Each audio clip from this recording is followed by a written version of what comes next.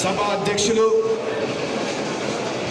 తెలంగాణ రాష్ట్ర అఖిల భారత యాదవ్ సంఘం అధ్యక్షులు వర్యులు పెద్దలు రవీందర్ అన్న గారికి, అదేవిధంగా వారితో పాటు ఈ కార్యక్రమానికి బ్యాక్ బోన్గా ఉంటూ ఈ కార్యక్రమాన్ని నడిపిస్తున్నటువంటి అఖిల భారత యాదవ్ మహాసభ ప్రధాన కార్యదర్శి అయినటువంటి లక్ష్మణ్ యాదవ్ గారికి, అదేవిధంగా ఈరోజు మనమందరం కూడా ఈ యొక్క సన్మాన కార్యక్రమానికి వచ్చేసి ఉన్నామంటే మన తెలంగాణ రాష్ట్రంలో ఒక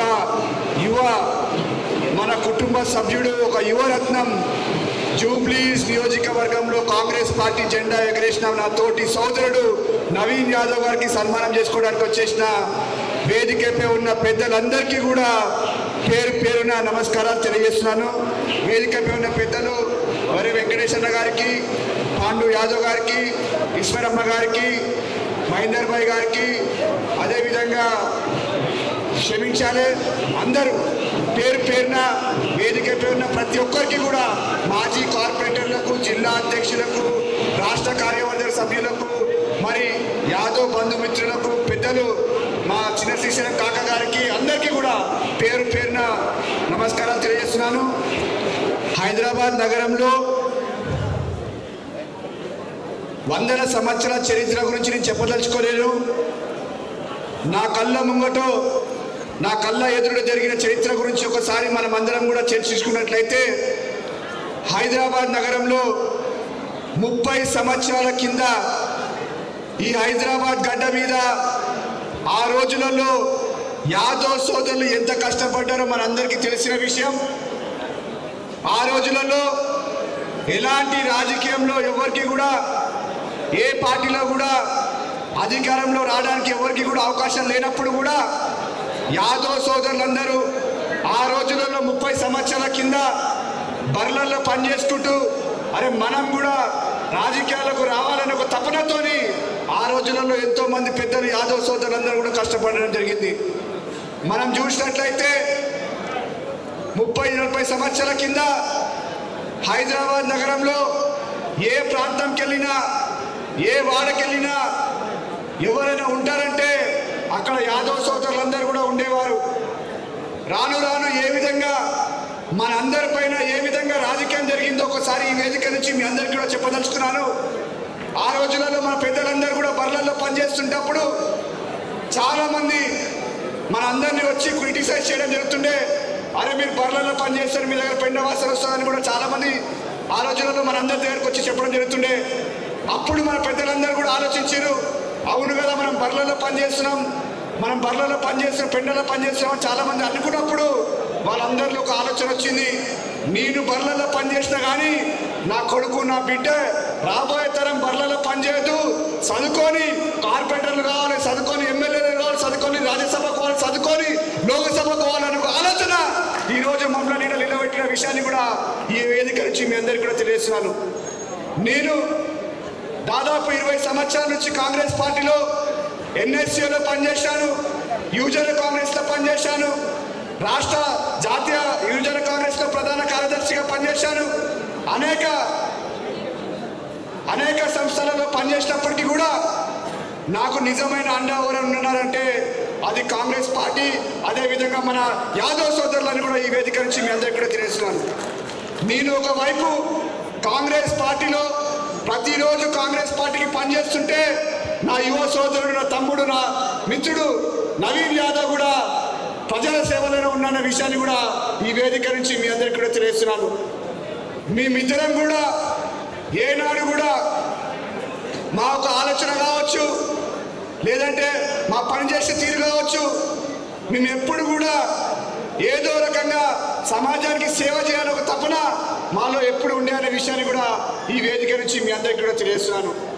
ఈరోజు వేదికపై ఉన్న పెద్దలందరికీ కూడా విజ్ఞప్తి చేస్తున్నాను. రాబోయే రోజులలో చాలామంది చాలా మాటలు మాట్లాడడానికి ప్రయత్నం చేస్తుంటారు.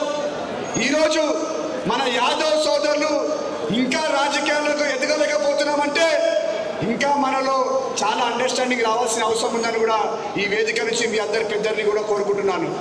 ఈ విషయం ఎందుకు చెప్తున్నానంటే చాలా మంది ఒక యాదవ్ సోదరు ఎదుగుతున్నారంటే వాళ్ళ వెనుక ఇంకొక యాదవ్ సోదరుని వాళ్ళని క్రియేట్ చేసి వాళ్ళ ఒక ఫోర్స్ని తగ్గించడానికి ప్రయత్నం చేస్తుంటారు. కానీ యాదవ్ కుల బాంధవులు యాదవ్ పెద్దలందరూ కూడా మీరందరూ కూడా ఇలాంటి సమయం వచ్చినప్పుడు మీరు ఆలోచించి పెద్ద మనసు చేసుకొని ఆ సిచ్యువేషన్ని ఐడెంటిఫై చేసి ఆ సిచ్యువేషన్ని సాల్వ్ చేసే బాధ్యత కూడా మీరే తీసుకోవాలని కూడా సంఘం పెద్దలందరికీ కూడా విజ్ఞప్తి చేస్తున్నాను. ఈరోజు హైదరాబాద్ నగరంలో మనం చూసినట్లయితే 20-30 సంవత్సరాల కింద శ్రీనివాస్ యాదవ్ గారు కావచ్చు, కృష్ణ యాదవ్ గారు కావచ్చు, అంజన్ కుమార్ యాదవ్ గారు కావచ్చు, ఎంతో సేవలు యాదవ్ కుటుంబాలకు యాదవ్ కుటుంబ సభ్యులకు చేసిన ఘనత మన యాదవ్ సోదరులకు తెలిసిన విషయమే. ఈరోజు ఒక కొత్త జనరేషన్ ముందుకు వస్తుంది. ఆ జనరేషన్ని కూడా మీరందరూ కూడా గైడ్ చేయాల్సిన బాధ్యత మీ పైన ఉందని కూడా ఈ వేదిక నుంచి మీ అందరికీ కూడా కోరుకుంటున్నాను.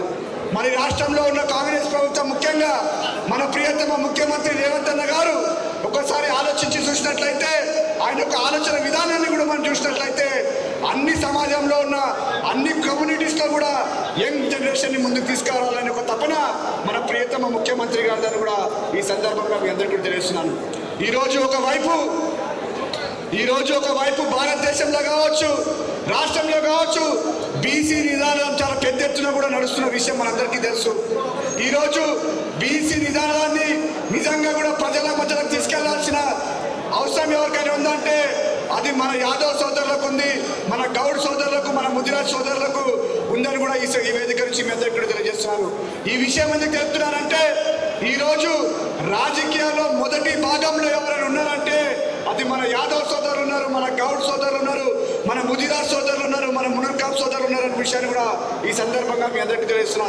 ఈరోజు మనమందరం కూడా కలిసికట్టుగా పోరాటం చేసి మనకు రావాల్సిన వాటా మనకు దక్కించుకుంటేనే మన వెనుక ఉన్న ఎంతో మంది బీసీ సోదరులకు మనం న్యాయం చేసిన వాళ్ళం అవుతామని కూడా ఈ వేదిక నుంచి మీ అందరికీ కూడా తెలియజేస్తున్నాను. అంతేకాదు ఈరోజు పెద్దలు ముఖ్యమంత్రి గారు అనేక సందర్భాలలో నాతో మాట్లాడినప్పుడు కూడా అనేక విషయాలు చర్చించినప్పుడు కూడా ఆయన ఒకే ఒక మాట చెప్తారు, అనిల్ మీకు తెలుసో తెలియదు, ఎప్పుడైనా రాష్ట్రంలో కాదు దేశంలో కూడా ఎవరైనా మాట ఇస్తే ఆ మాట మీద నిలబడే కమ్యూనిటీ ఏదైతే ఉందంటే అది కేవలం యాదవ్ కమిటీ అని కూడా పెద్దలు ముఖ్యమంత్రి గారు స్వయంగా చెప్పిన విషయాన్ని కూడా మీతో పంచుకుంటున్నాను. అంతేకాదు మనందరం కూడా ఎంతో ఇష్టపడి చేసుకున్న పండుగ సదర్ పండుగ, ఎన్నో సంవత్సరాల నుంచి మనం సదర్ పండుగ జరుపుకుంటున్నాము.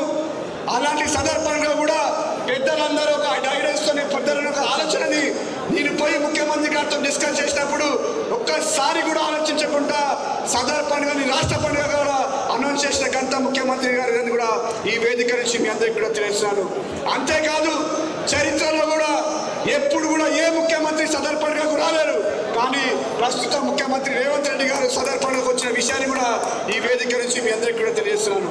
ఇప్పుడే అన్న రవీంద్ర అన్న కూడా చెప్పిండు ఏ విధంగానైతే అందరికీ భవనాలు ఇస్తున్నారో మన భవనం కూడా ఆల్రెడీ కంప్లీట్ అయినా ఉంది. ఆల్రెడీ మేడంతో కూడా డిస్కస్ చేయడం జరిగింది. దానికి సంబంధించిన ఒక ఇంటర్నల్ మీటింగ్ కూడా ఒకసారి డిస్కస్ చేసి ఏ విధంగా దాన్ని ఇనాగ్రేషన్ చేసుకుందామని కూడా మీ అందరితో చర్చించిన తర్వాత ముఖ్యమంత్రి గారి సమయం తీసుకొని పెద్దలు ముఖ్యమంత్రి గారి ఆశీస్సులతో కూడా ఆ భవనాన్ని మనం మొదలు పెట్టుకుంటామని కూడా ఈ వేదిక నుంచి నేనైనా నవీన్ అయినా కూడా ఇద్దరం కలిసికట్టుగా ఏ కార్యక్రమం ఉన్నా కూడా ఇద్దరం కలిసికట్టుగా చేస్తామని కూడా ఈ వేదిక నుంచి మీ అందరికీ కూడా భరోసా ఇస్తున్నాము. కేవలం ఇదే కాదు, మనందరికీ తెలుసు రాష్ట్రంలో ప్రతి చోట్ల కూడా సర్పంచ్ ఎలక్షన్స్ జరుగుతున్నాయి. వేదికపై ఉన్న జిల్లా అధ్యక్షులందరికీ కూడా విజ్ఞప్తి చేస్తున్నాను, సంఘ కుల పెద్దలందరికీ కూడా విజ్ఞప్తి చేస్తున్నాను. ఎక్కడైనా ఏ యాదవ్ సోదరులైనా సర్పంచ్కి పోటీ చేస్తున్నారంటే మనం ఒక బాధ్యతగా ఆయన గెలిపించుకోవాల్సిందే బాధ్యత మనందరిపైన ఉందని కూడా ఈ వేదిక నుంచి మీ అందరికీ కూడా విజ్ఞప్తి చేస్తున్నాను. మరి ఇది కేవలం ఒక కొత్త ప్రారంభం మనం అందరం చేసుకుంటున్నాం.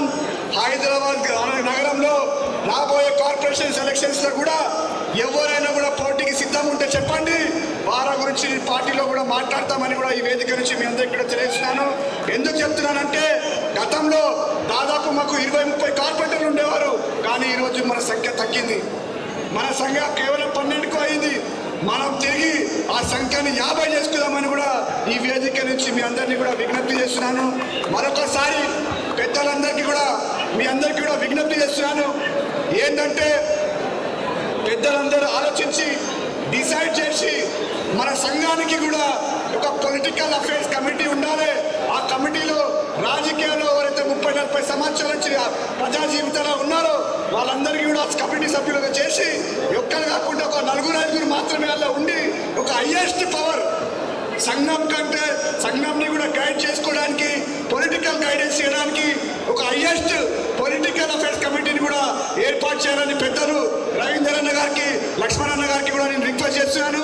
ఆ కమిటీ ద్వారా వాళ్ళు ఒక అడ్వైస్ తీసుకొని రాబోయే రోజుల్లో తెలంగాణ రాష్ట్రంలో ఏ విధంగా మనము పొలిటికల్గా ఎదగాలో కూడా దాంట్లో చర్చించుకొని మీరు ఒక గైడ్ లైన్స్ దిశ ఇస్తే యువ యంగ్స్టర్స్గా మేమందరం కూడా దాన్ని ఫాలో అవుతాం కూడా ఈ వేదిక నుంచి మీ అందరికీ కూడా కోరుకుంటున్నాను. మరొకసారి ఇంత ప్రేమ అంటే ఈరోజు ఒక యువకుడు నాలాంటి ఒక యువకుడిని రాజ్యసభ పంపించిందంటే అది మీ అందరి ఆశీర్వాదం, మీ అందరి ప్రేమ, మీ అందరి దీవెనలతో ఈరోజు నేను రాజ్యసభ అయినాను కూడా ఈ సందర్భంగా మీ అందరికీ కూడా తెలియజేస్తున్నాను.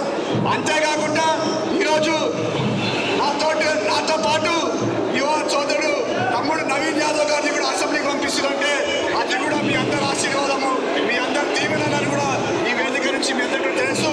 మరొకసారి చేతులు జోడించి ధన్యవాదాలు తెలియజేస్తున్నాను. జై యాదవ్, జై యాదవ్.